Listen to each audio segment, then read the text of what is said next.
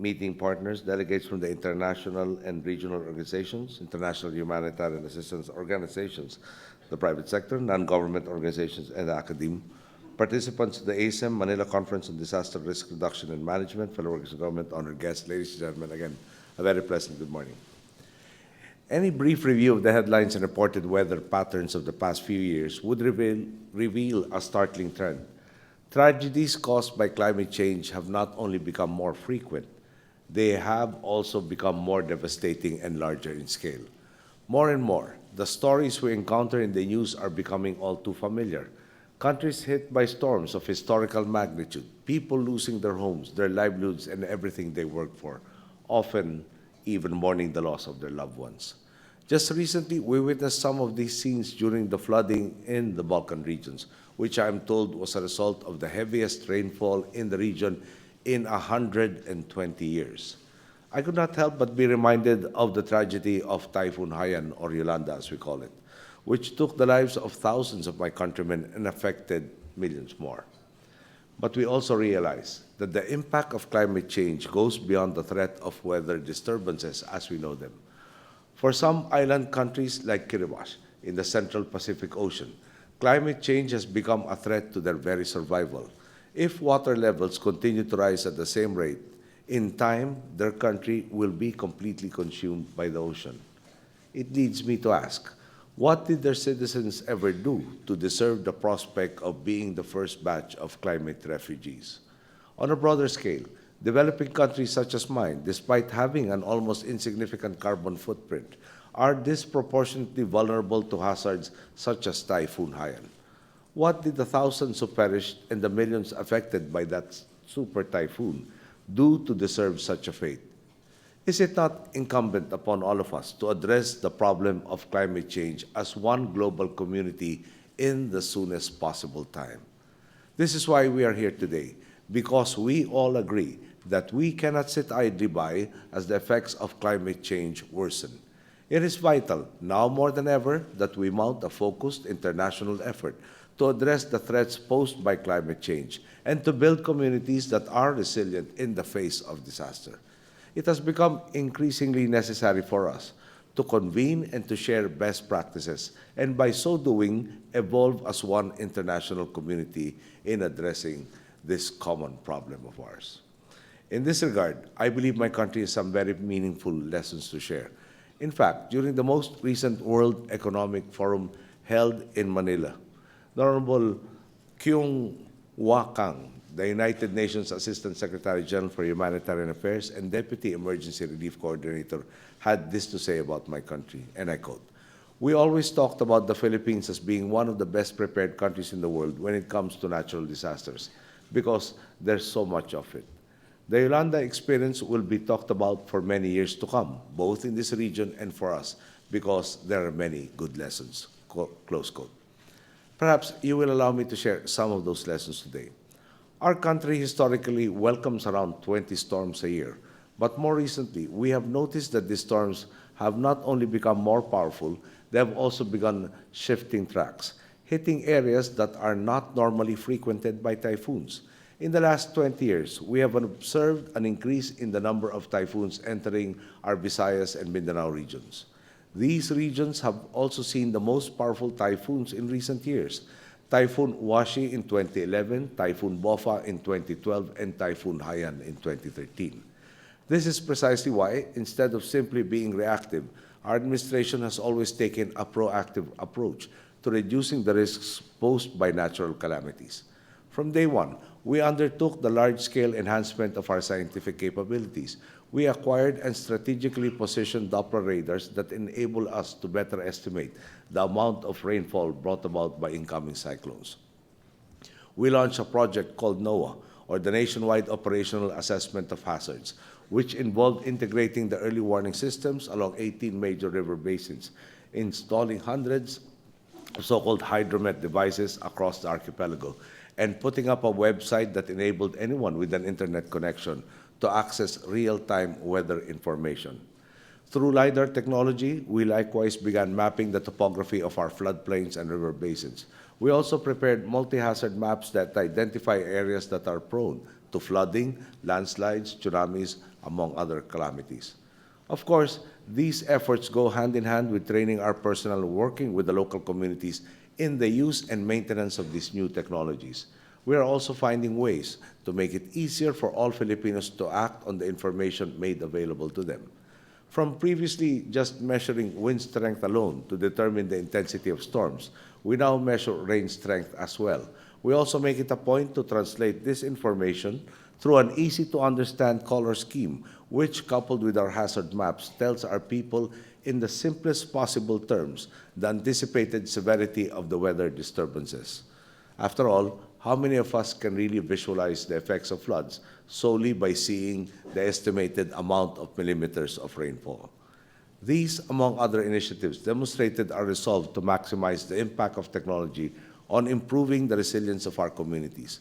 On top of this, our administration also made the habit of anticipating needs. The duty of government at the bottom line is to serve its people to the fullest of its capabilities. And given such disturbances, government must do everything in its power to reduce the people's suffering to the bare minimum. For this reason, we carefully studied the projected paths of every incoming storm and pre-positioned assets, whether they were relief goods, medicine, personnel, aircraft, ships, or other equipment, in safe and nearby locations so that help can arrive to affect areas in the quickest possible time. Typhoon Haiyan, however, was unlike anything we had previously encountered. Some experts say that it was the most powerful storm to make landfall in recorded history. It certainly felt that way. Haiyan swept away many of the relief goods we had stockpiled. It affected millions of our countrymen, including some of the first responders who were supposed to give initial assistance to those affected. Several of our airports, roads, and ports were rendered unusable. Communications and power went down. At that point, it seemed like every development compounded the problem further. On top of this, our resources at that point were already stretched quite thin. As the super typhoon came on the heels of several other natural and man-made disasters, including a group of lawless elements laying siege to the city of Zamboanga, the earthquake in Bohol, and Typhoon Nari, all of which occurred less than 3 months before Haiyan. Despite the circumstances, our government, together with the Filipino people, persevered. We were able to clear the airport in Tacloban, which was one of the most damaged areas, within the first day of the relief efforts, which was the day after Typhoon Haiyan struck. And 3 C-130 aircraft were able to land, bringing with them personnel, relief goods, and a communications van to help restore communications. After that, we continued to work quickly and tirelessly to clear all the paths to restore the lines of communication, to gather and deliver enough relief goods, and to engage our international partners, all with the goal of alleviating the suffering of all those affected in the soonest possible time. Eventually, through the assistance of thousands of volunteers, as well as that of friends and partners around the globe, we were able to help bring the affected communities back on their own 2 feet and are now helping them tread the path to recovery. Our collective efforts did not go unnoticed. In fact, the World Bank Country Director for the Philippines, Honorable Motu Konishi, told us that the way we handled Typhoon Haiyan, and I quote, set a new standard on how to shrink the time between the disaster hitting, relief work being carried out, moving on to early recovery, and then to reconstruction, close quote. And that they wanted to conduct a more in-depth study of our response. Regardless, Haiyan was a harsh reminder. The new normal brought about by climate change is not only here to stay, its effects are worsening at an alarming pace. We realized then that despite the initiatives we had undertaken, we had to do even more to reduce climate change risks, and that our nation alone could not do this by itself. With this in mind, we are fully integrating principles on climate change adaptation so that they influence decision-making in every aspect of governance, and encouraging other nations towards realizing this end. Essentially, we are trying to climate-proof our path to progress. This is the very idea that has driven our efforts to build back better. We refuse to be condemned to a vicious cycle of destruction and reconstruction. As we rebuild our homes, roads, and our communities, we must remain acutely aware of the reality of climate change, and we must equip ourselves with the wherewithal to withstand future calamities. For instance, This is exactly why our Department of Public Works and Highways has come up with new designs for disaster-resilient roads. We have also looked to simple, creative methods of problem solving. For example, we have found that there is a method of bending corrugated GI sheets over the eaves, through which one can make the roofing sheets more resistant to the lifting power of strong winds. We have also received help from our friends in the international community, not just financially, but in the form of ideas. Our friends from Japan, for instance, have already shared their knowledge with us on how to construct buildings that can serve as natural water catchments. Indeed, overcoming the challenge posed by climate risk is enormous. It requires cooperation on every level, whether it is among citizens, among local governments, or among nations. Typhoons, after all, do not pay heed to national borders. They threaten all our peoples. Each of us is a stakeholder in this endeavor, which is why this gathering is of absolute importance. We must take advantage of every opportunity we have to share our experiences, ideas, and technologies, whose value is not measured just by any form of currency, but by the number of lives saved. It is thus both heartening and empowering to see that we are all eager to work more closely with one another, with the knowledge that disaster resilience has become an irreplaceable prerequisite to building a truly progressive community. I am extremely hopeful that all of you will maximize your time here by sharing your thoughts and listening to the thought of others. I do not think anyone here can argue with the thought I want to leave you with. The reality of climate change is already significantly altering the way all of us live. And we are now faced with a crucial choice. We can either act collectively now to address the problem, or we can choose to act independently or not at all and suffer the aftermath of inaction collectively. Regardless of the choice we make, one thing is certain: we will reap the consequences together.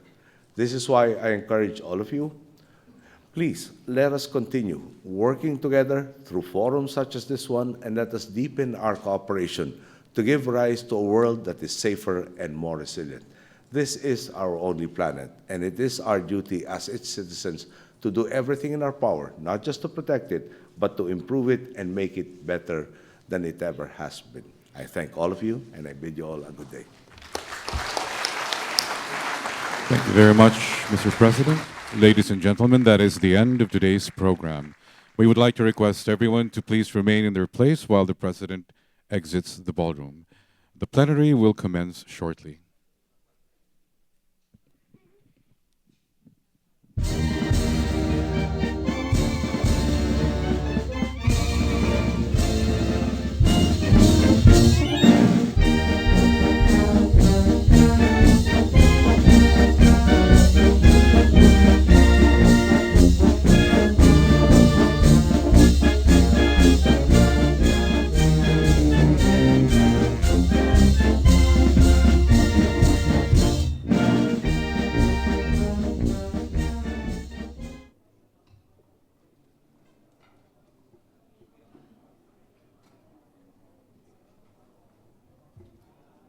Speakers. Yusek Pama.